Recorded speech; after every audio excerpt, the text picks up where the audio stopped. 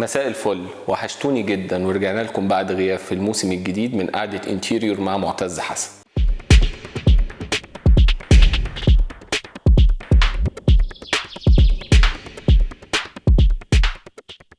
النهارده احنا موجودين في مروكان تاتش صالون، مكان بيزنس المفروض ان احنا بنصممه ونأسسه طبقا لكالتشر مش موجود عندنا، فبالتالي كانت من اهم التحديات اللي بتواجهنا ان احنا نعرف الكالتشر ديت فيها ايه بالظبط.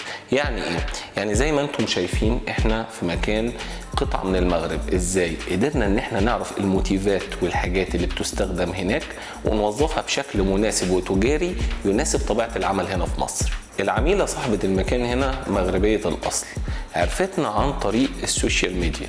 كنا قدمنا قبل كده في حلقات اتكلمنا فيها عن الطرز المعمارية وطرز العمارة الداخلية المختلفة على مر العصور، فهي شافت فينا ان احنا نقدر ننقل طراز مغربي بكامل موتيفاته كأنها قطعة من المغرب على أرض مصر. المكان هنا أخذ مننا حوالي 3 شهور تصميم وإشراف على التنفيذ، وقت كبير طبعا في التصميم قبل ما احنا نبدأ هنا، هو لسبب لان احنا بنعمل تصميم لازم يناسب ال LOD بتاع المكان اللي هو ليفل اوف ديتيلز بتاع المول. احنا في اول سيزون بارك في مدينتي. رقم 1 بدأنا اعمال التقسيم المعماري للمكان.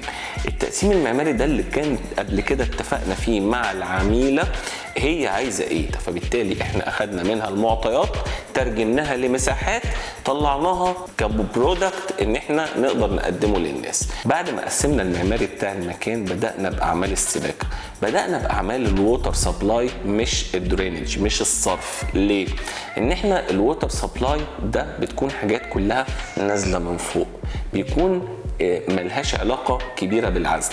بعد ما خلصنا أعمال الووتر سبلاي عملنا العزل وعملنا حوض المية وسلمناه للمول، وبعد كده بدأنا إن إحنا نعمل أعمال الصرف. بدأنا بعد كده في أعمال الإلكتريك، أعمال الكهرباء. طبيعة المولات إن إحنا ما بينفعش ندخل بقى نعمل محارة وطوب والكلام ده كله بيكون قواطيع جيبسون بورد أو سيمنت بورد. وبدأنا إن إحنا ندخل على أعمال الاتش فاك اللي هو هيتنج فنتيليشن اير كونديشنر، اللي هو اعمال التكييف والتهويه للمكان.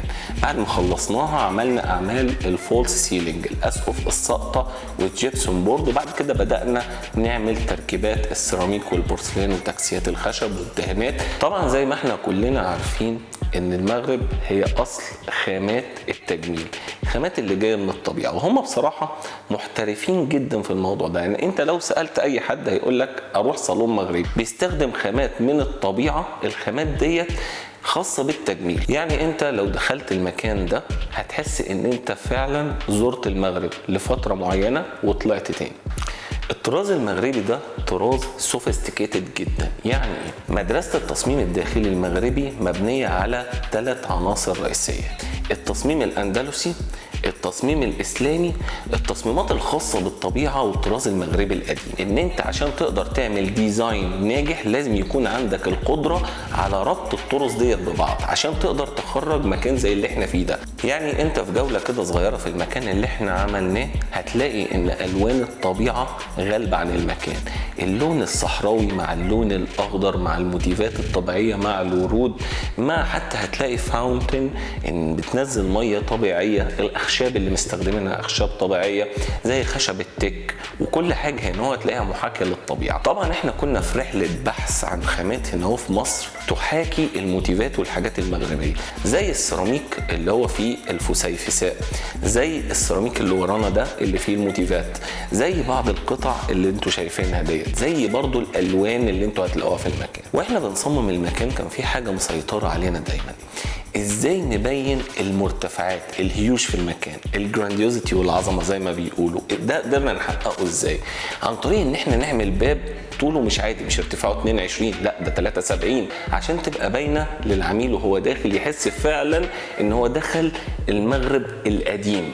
الالوان اللي احنا استخدمناها في المكان عباره عن 3 حاجات: الاخضر ده من الطبيعة، الأصفر من الصحراء، الجولد اللي هو مستخرج من باطن الأرض. لكن لون الجولد بيتمثل من أول النحاس لحد الذهب اللامع، وبالتالي أضفى شايني على المكان. ما استخدمناش بلاستيكات، ما استخدمناش خامات مش طبيعية، لا عشان كده ده هتلاقي المكان هنا اهو راحة نفسية، فعلا مكان ريلاكسيشن.